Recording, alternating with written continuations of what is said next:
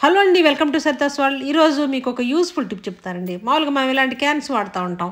వాడేటప్పుడు మనం వారానికి ఒకసారన్నా క్లీన్ చేసుకోవాలండి. లేదంటే కనుక ఫంగస్ అనేది ఏర్పడి మనకి హెల్త్ చాలా ఇబ్బంది అయితే జరిగిద్దండి. అలాంటప్పుడు మనం వారానికి ఒక్కసారి కనుక ఈ విధంగా చేసుకున్నామంటే చక్కగా క్లీన్ అయిపోతాయి. మనకి ఈ లోపల అంతా కూడా ఫంగస్ ఏమి లేకుండా ఈజీగా క్లీన్ అయిపోద్ది.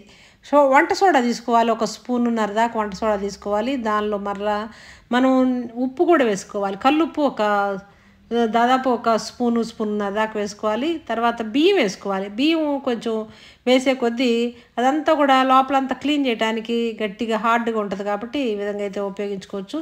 తర్వాత మళ్ళీ దానిలో కొంచెం లైట్గా ఒక స్పూన్ దాకా సర్ఫ్ వేసుకోవాలి.